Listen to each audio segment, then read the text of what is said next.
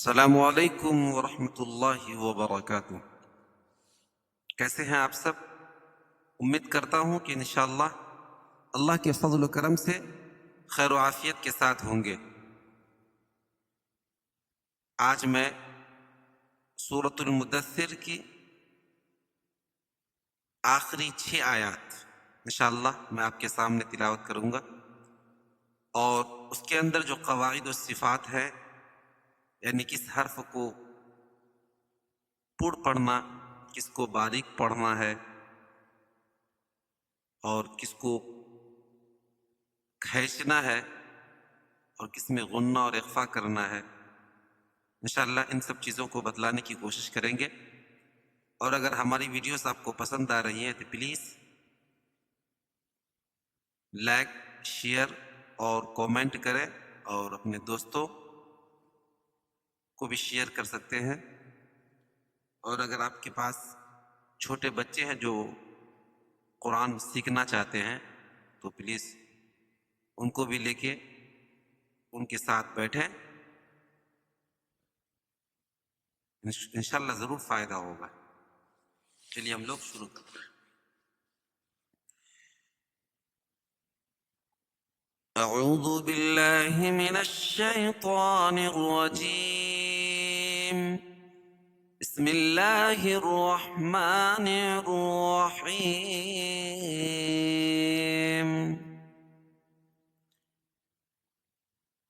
كأنهم حمر مستنفرة فرت من قسورة بل يريد كل امرئ منهم أن يؤتى صحفا منشرة كلا بل لا يخافون الآخرة كلا إنه تذكرة فمن شاء ذكره وما يذكرون إلا أن يشاء الله هو أهل التقوى وأهل المغفرة۔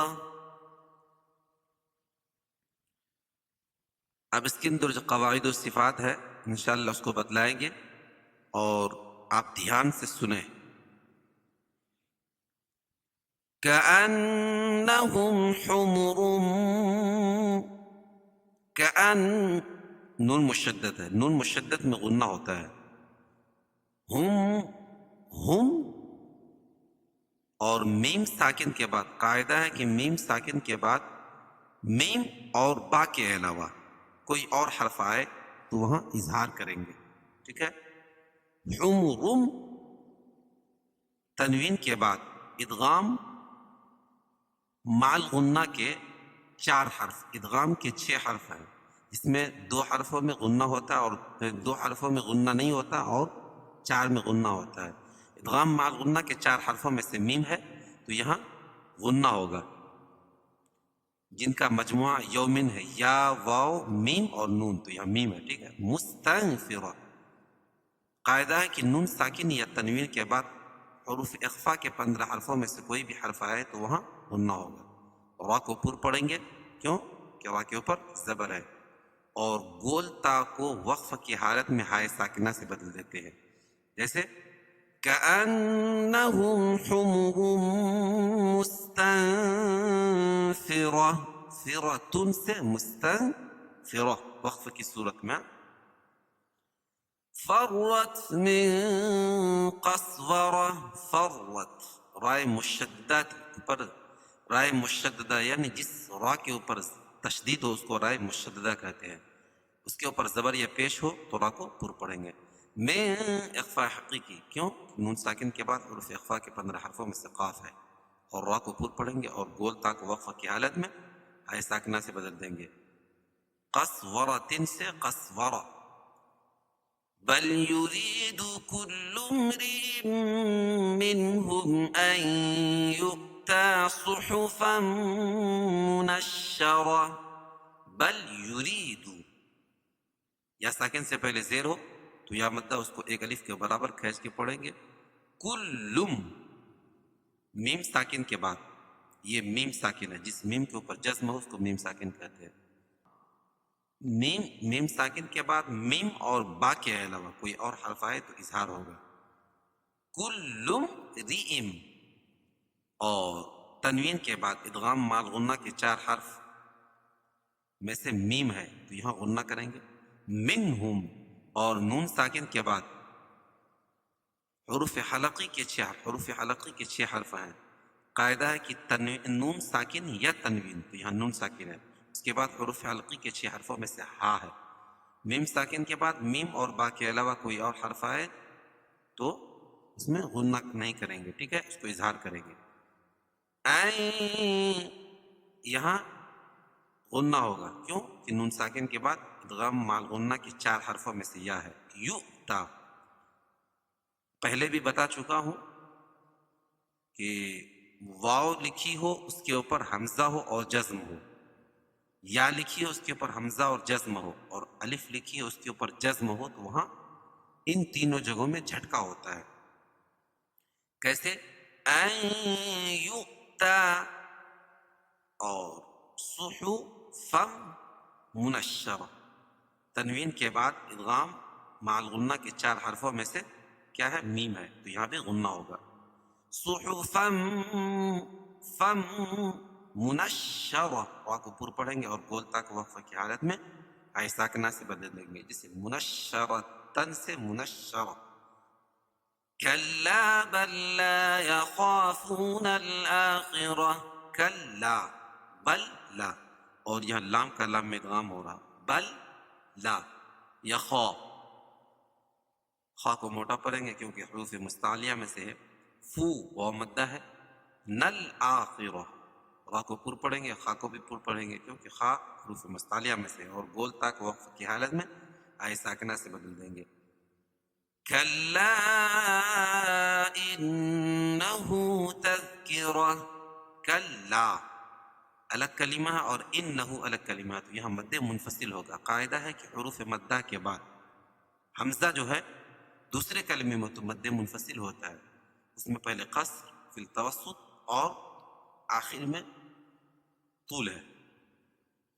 ان نون مشدد، تذکرہ، را کو پر پڑھیں گے اور گول تک وقف کی حالت میں آئے ساکنہ سے بدل دیں گے.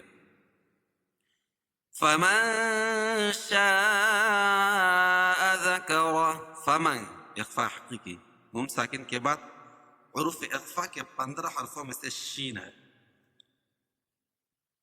اور شا یہاں مد متصل ہے کیونکہ حروف مدہ یعنی الف مدہ کے بعد حمزہ جو ہے اسی کلمے میں ہو تو مد متصل ہوتا ہے، اس کو مد واجب بھی کہتے ہیں.